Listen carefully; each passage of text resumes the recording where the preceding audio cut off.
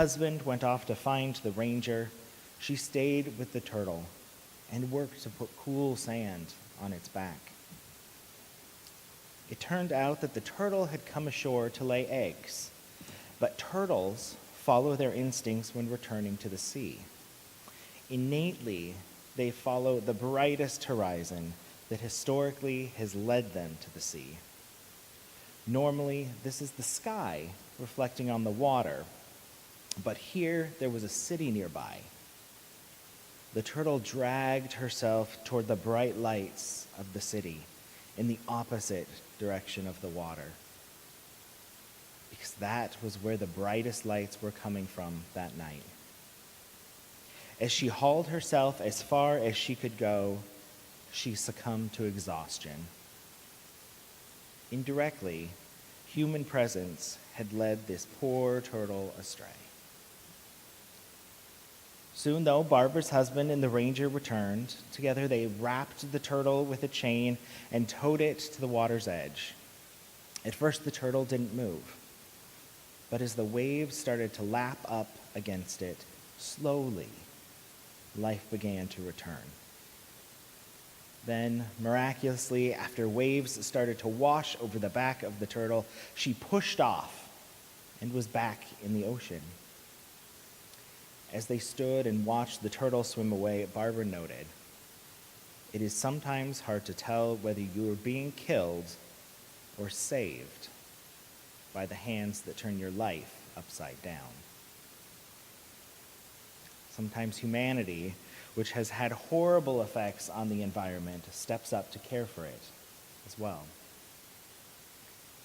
Today we celebrate the feast of St. Francis, probably the most popular environmentalist saint in history. His story is actually a very fascinating one. He grew up as the son of a wealthy cloth merchant. He lived carefree, ignorant of the poverty that lived on the edges of his town. As a young adult, a war broke off in a neighboring region, and Francis got very excited.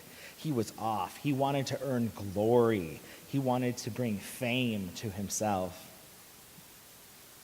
He soon saw, though, that war was not what he thought it would be. People were injured. People were killed. There was blood, and there were screams.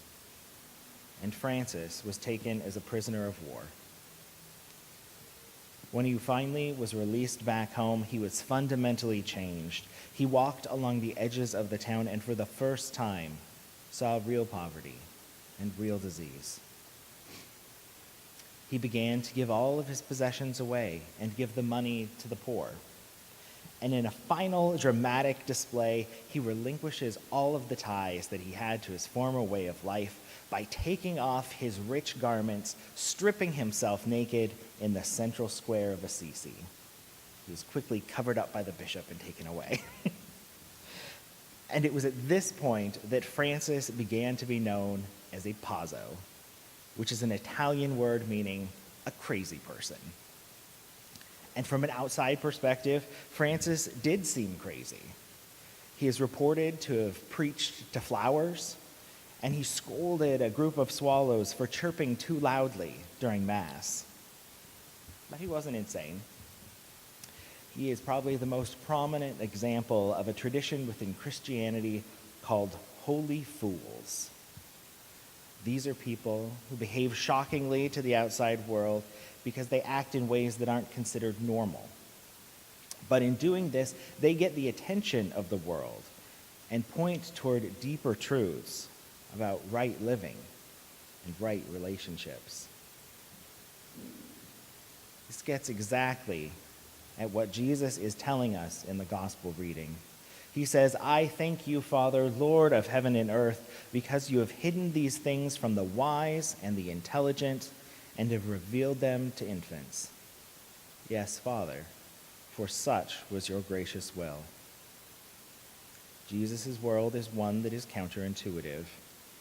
The learned and the wise are not the ones that understand Jesus' message. It is the infants, or in Francis's case, the fools that are the ones that are really tuned in. They see that what Jesus is offering are not facts to be learned, but it is wisdom to be acted upon. According to Pope Francis, his namesake refuses to turn reality into an object simply to be used and controlled. Rather, the created world is something to be loved and cared for.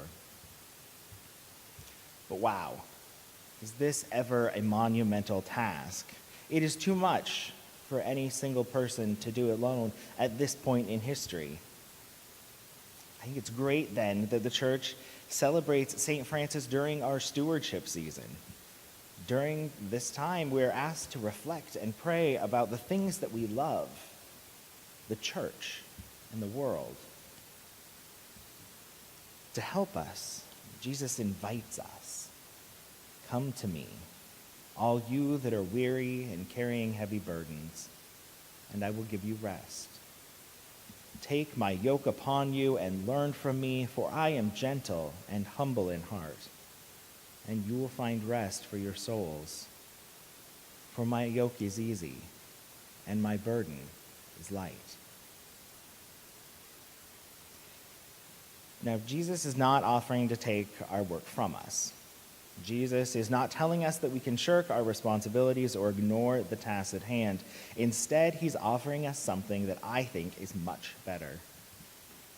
Now, I will admit that living in the city, I don't regularly come in contact with yokes. I think the last time I interacted with one was when I was in elementary school playing Oregon Trail and yoking my oxen. But I started reading more about them. It turns out a yoke is never used for just one animal. Instead, it connects two of them. In training them to pull things like a wagon, it's common practice to yoke a more seasoned animal with one who's never done this task before. The wiser animal shows the younger animal what it's supposed to do. And this is precisely what Jesus is offering to us. Jesus wants to bear our burdens with us. As the person who is perfectly human and perfectly God, Jesus is the prime example to show us the way. He will walk side by side with us, supporting and guiding us. But his assistance comes with a price. It calls us to something else. It calls us to share the burdens of others. This may be human or animal, environmental or social. Jesus' yoke calls us to no less than solidarity with everyone and everything on this planet.